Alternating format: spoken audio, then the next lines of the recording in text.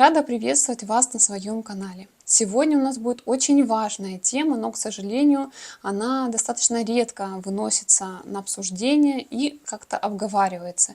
Но с каждым разом я вижу все чаще и чаще, именно там есть проблемы, это очень сильно меняет качество жизни. И поэтому, если вы замечали у себя такой странный жирный налет на унитазе, такая пленка, как будто туда разлили подсолнечное масло, есть такой жирный блеск, в целом сам кал достаточно жирный и не смывается с унитаза, то есть достаточно сложно, приходится применять ёршик. Если присутствует такой ярко ядовитый, неприятный запах, который долго не выветривается, то это видео для вас. Это все не ерунда, это не просто съел что-то не то, это очень серьезный сигнал вашего организма, который, к сожалению, очень многие игнорируют и абсолютно никак не обращают на это внимания. И в сегодняшнем видео я хочу вам более детально раскрыть эту тему, чтобы вы нашли ответы на свои вопросы, поняли вот эту взаимосвязь, то есть что такое жирный кал в целом, какой кал мы относим к жирному, почему он связан с печенью, желчным пузырем, с поджелудочной железой. Расскажу, почему это сигнал, который точно не стоит игнорировать. Мы обязательно поговорим о причинах, которые связаны и с питанием, и с образом жизни, и с гормональным фоном,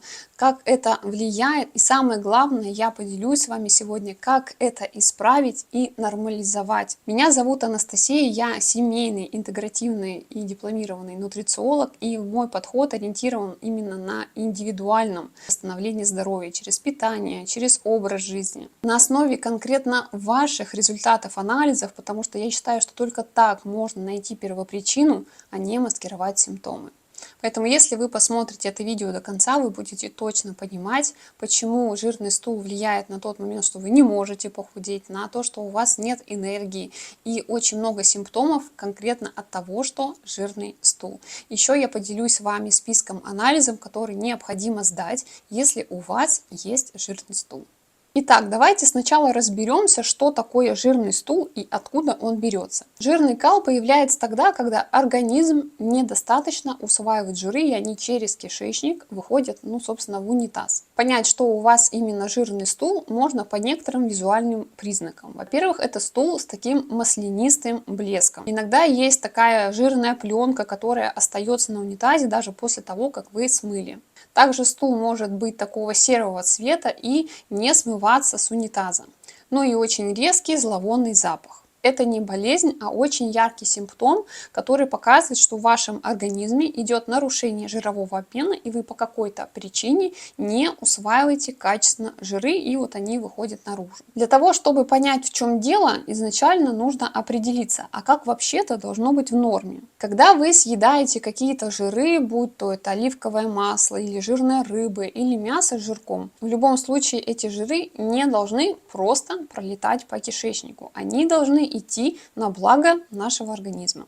В 12-перстную кишку попадает желчь, которая должна эмульгировать жиры, то есть она должна разбить крупные частички жира на микроскопические маленькие. Затем должна качественно включиться поджелудочная железа и дать ферменты, в частности липаза, которая должна расщепить эти уже микроскопические капельки жира на жирные кислоты. И только пройдя этот этап, жиры должны усвоиться в тонком кишечнике. И как вы можете видеть, только такая системная, качественная работа и печени, и поджелудочной железы, и желчного пузыря, и самой консистенции желчи дает качественное усвоение жиров. Если какой-то из этих пазлов в силу различных причин выпадает, то, соответственно, жиры у нас потом и выходят.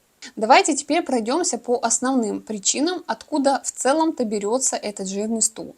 И самое первое – это нарушенный отток желчи. То есть, когда у нас качественно желчь не поступает, то есть она очень густая, она застаивается, когда желчный пузырь имеет какой-то перегиб, есть активное воспаление в данный момент, либо есть песок, то вот такой качественной желчи в 12-перстную кишку не поступает. Без достаточного количества желчи и ее качества жир просто просто проскользнет, и вот этого важного этапа не произойдет. Если перенести это на практику, то по УЗИ-диагностике в заключении вы можете, например, увидеть дискинезию желчевыводящих путей, застой, либо перегиб. То есть это все будет как раз туда вот относиться, к этому первому пункту. Второй очень важный пункт – это как раз жировой гепатоз печени, да и в целом, когда печень перегружена алкоголем, избытком сахара, избытком углеводов, когда есть ожирение, вот, инсулинорезистентность, когда присутствует, то есть она не вырабатывает в достаточном количестве желчь. И как следствие она не успевает просто переработать различные токсины, то есть они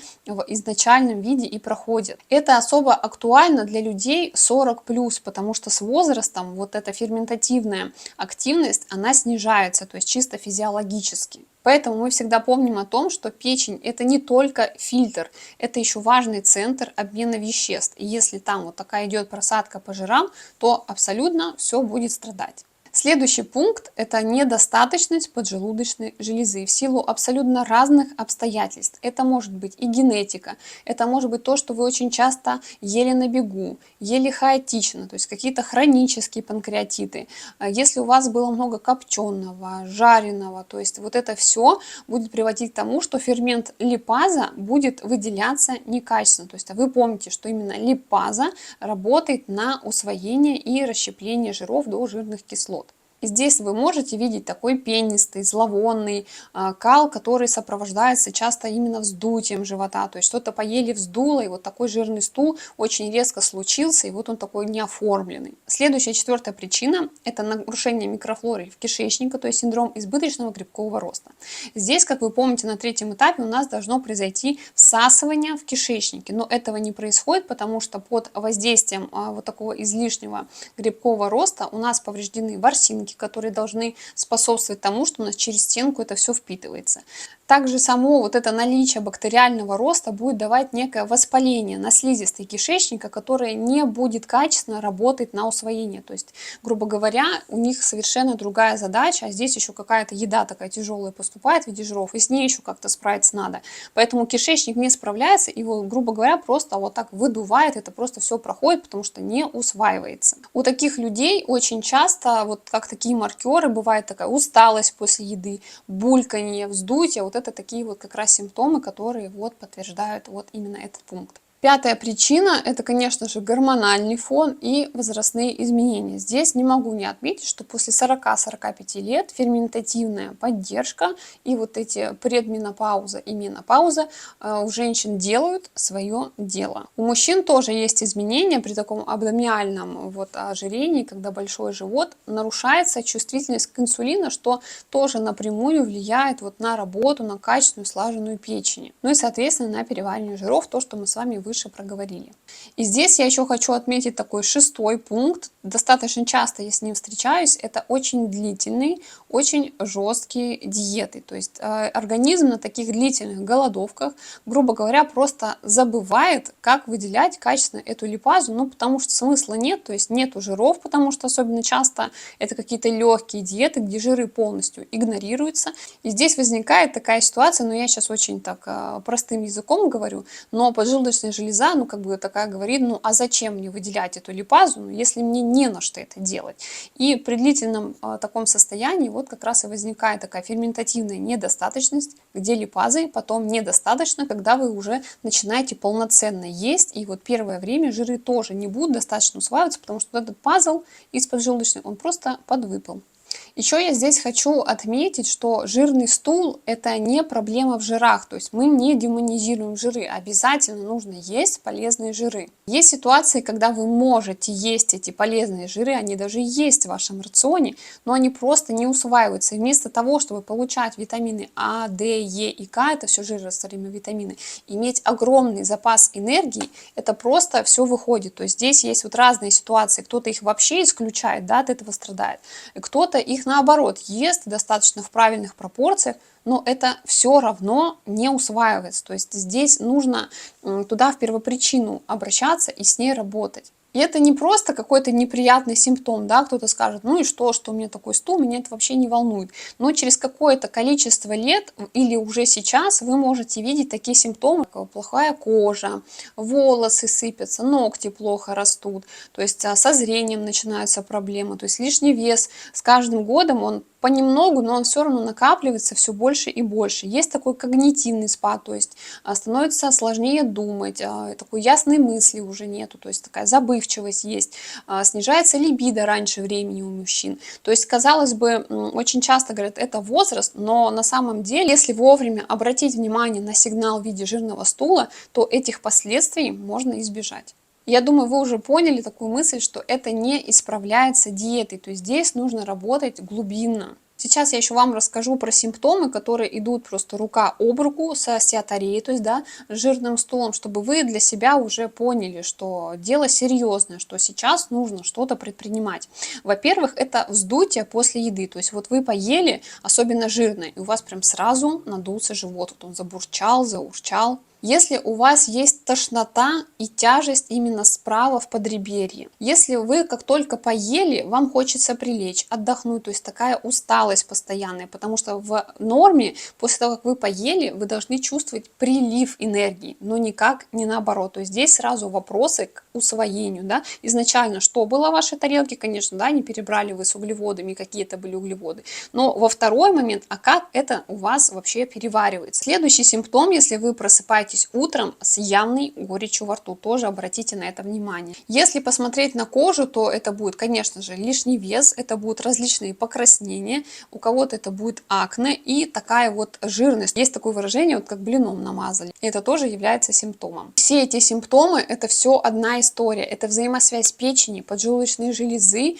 и именно работы вашей желчи, в какой она консистенции, какого она качества. И здесь на практике потом происходит, что когда человек видит лишний вес, да, понимает, что что-то не то, что-то колет, здесь сразу идут диеты, здесь сразу идут различные БАДы, просто наугад препараты, но дело так не изменится. Потому что у каждого человека первопричина уникальна. Один человек не переваривает жиры, потому что у него жировой гепатоз. Второй человек не переваривает, потому что у него проблемы именно с желчью. Третий человек, потому что у него страдает поджелудочная железа. А бывает, что, кстати, чаще всего, когда все эти состояния есть у одного человека. И еще плюс наличие каких-то хронических заболеваний, которые тоже нужно учесть при рекомендациях, при восстановлении. Какие-то особенности в детстве, какие-то перенесенные заболевания, какие-то аллергические реакции. В общем, это все должно подбираться только индивидуально под вас. Поэтому основой моей подхода и является такой точный разбор анализов, найти первопричину, показать вам, вот эта причина, вот как нужно с этим справляться, вот это нужно делать. Тогда и результат-то получается настоящий, и улучшение это видно сразу, потому что это подобрано только под вас, потому что здесь невозможно посмотреть какое-то видео и все для себя сразу понять, применить, это все 100% помогло. Питание это база, но эта база, она все равно должна видоизменяться под вас. Поэтому, если вы увидели симптомы, которые я перечислила у себя, заметили их, то это говорит о том, что ваш организм уже давно дает сигналы вам, но вы их не понимаете. И в каждом видео я всегда говорю, что, пожалуйста, это первый такой нулевой, да, просто шаг, обязательно сходите, сдайте лабораторную диагностику, посмотрите, что у вас внутри, откуда вообще растут ноги вот у этого жирного стула.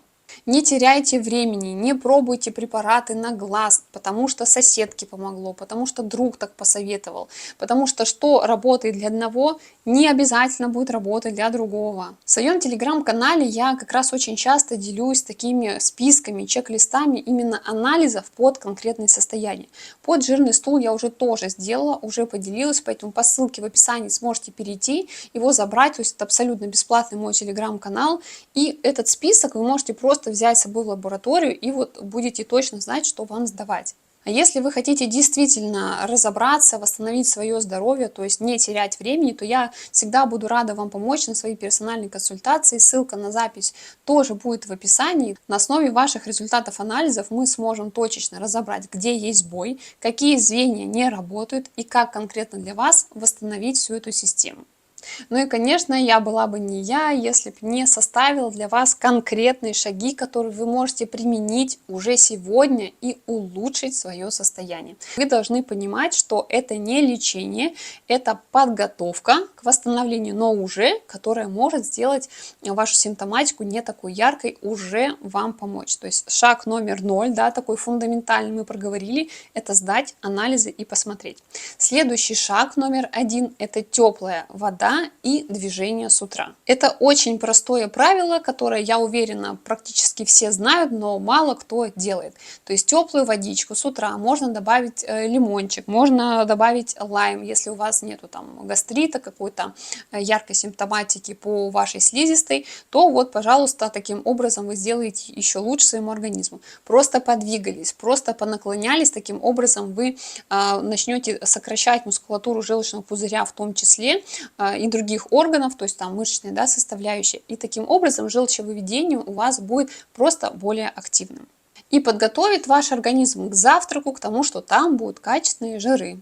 Второй шаг – это ешьте жиры, хорошие, правильные жиры, то есть это не какие-то трансжиры, именно с белком и клетчаткой. Просто перекусывать жирами – это не тот случай. То есть когда вы подстрахуете жиры белком и клетчаткой, она намного плавнее, намного качественнее будет проходить ваше пищеварение и будет больше шансов, что это будет усваиваться намного лучше, нежели просто вылетать в унитаз. Поэтому жиры употребляем только в составе полноценного приема пищи.